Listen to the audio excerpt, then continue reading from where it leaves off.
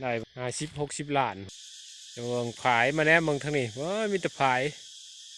โอ้ปีหน้านี่น้ำบ่ต้องเว้ามาแถวพี่แล้วปีนี้ก็เพิ่นได้หลายเติบจ้างไถจ้างปันคันนี่คือว่า7 ล้านเนาะคันก็ใหญ่ขนาดนี่โอ้นะกับทักทายสบายดีมันสุขคนเนาะนี่ก็มากองน้ำผายหน่อยนี่เนาะ ผายหน่อยตอนนี้นี่คาดว่าเมื่อวันเสาร์สิมาดูดเนาะวันนี้ก็วันพฤหัสเมื่อวันเสาร์สิมาดูดนี่นำยังหลายก็เลยว่ากองไว้เดี๋ยวมาเบิ่งมือมาดูดเนาะว่ามันสิบกสำใดว่าสิได้สำใดเนาะตอนนี้เฮาก็มากองไว้พอกองน้องนี่แล้วกองนี่มันบ่ไหลเนาะมันยุดแล้วก็เลยว่ามาดูดน้องนี่ลงดูดน้องนี่ลงแล้วก็กองน้องใหญ่นี่ต่อเพื่อว่าบ่อยากให้มันเปลืองหลายแล้วบ่อยากใส่ความสิ้นเปลืองหลายเนาะก็เลยว่ากองเอาซะก่อนให้มันไหลเองมันเนาะเอาแห้งดันของน้ำดูดน้ำเองเบิ่งพูกระแนวดูดกาใช้ความสิ้นเปลืองหลายเนาะเราก็เลยว่าประหยัดตอนนี้ก็สิค่ำแล้วเนาะนี่ก็เป็นค่ำละ5 โมงกว่าแล้วมาดูนี่เนาะเอามาติดตามดูกันว่ามันสิทำได้เนาะในมือต่อไปตอนนี้ก็มาตัดหญ้าให้งัวเนาะมาหน้าดงเนี่ยเบิ่งควายตัวนี้ควายเทิงเขานี่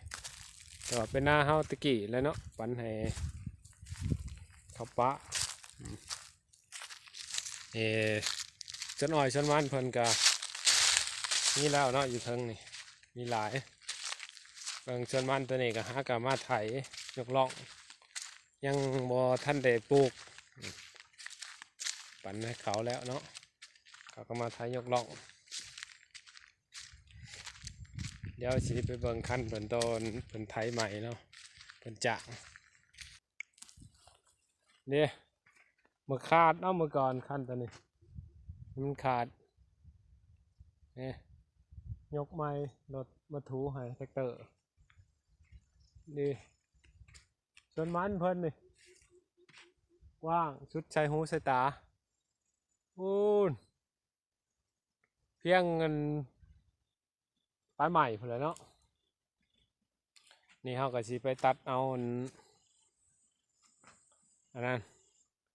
หญ้าเนาะอยู่เทิงคันเด้อตะกี้ก็เพิ่นบ้านแต่คันตัวนี้เนาะคันตอนนั้นเราบ่ได้ป้านแล้วมันขาดน้ำดันมาแต่พุ่นมันแห้งน้ำแห้งแล้วเพิ่นป้านคันตอนนั้นดันน้ำแล้วก็ตัวนี้หันสิกักน้ำไว้ก็ไม้ของเพิ่นเนาะแต่นี่เพิ่นจ้างไถจ้างปันคันนี่คือว่า7 ล้านเนาะคันก็ใหญ่ขนาดนี่โอ้นะระดับเลยคันคู่มันนี่เบิ้งคันบกใหญ่โอ้มาแถวพี่แล้วปีนี้ก็เพิ่นได้หลายเติบมันก็ได้ประมาณ50-60 ล้านวะนี่ตอนนั้นสวนอ้อยเขาฮะก็บุกเบิกปีนี้ดินเป็นดินทรายเนาะดินผงโอ้คันนี่ใหญ่ระดับเลยตัวนี้เนาะตัวฮะกะปลูกติดนี่ก็7 ล้านเพิ่นจ้างเขาไถกับเจ้าของเก่าและเบาบุญมีบริการดุดสวนมาไถให้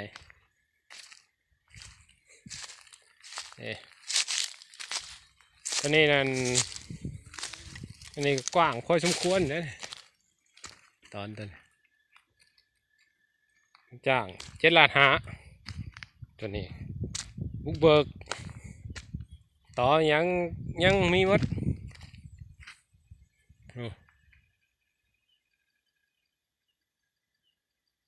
คือว่าสมควร7 ล้าน 5คือชวนตัวนี้ไถชวนตัวนี้แล้วก็ พุดลุบตัวพุดเนาะแต่มันแนมบ่เห็นเบิ่งแล้วก็คั้นเลยแต่ว่าหมอจ้างก็ได้ดีอยู่หมอดุดก็ได้ดีเนาะเดี๋ยวเบิ่งผายมาแนมเบิ่งทางนี้ว้ามีแต่ผายโอ้ปีหน้านี่น้ำบ่ต้องเว้าทางนี้สวนอ้อยเขาวันเปล่าหกสวนอ้อยกำลังงามชนมันก็งามปีนี้แต่ว่ามันตายก็หลายอยู่บัดนี้เฮาก็สิลองตัดหญ้าเมื่อให้ควายซะก่อนตอนนี้เฮาก็มาหอนบอลตัดหญ้าเลยเนาะนี่หญ้าป้องมันโมหลายไปเลยเนาะเพอทิศหลังทิศก่อนแล้วก็เขามาตัดนี่ก็ได้ชำได้เก่าเนาะเดี๋ยวมาตัดหญ้าก่อนมัน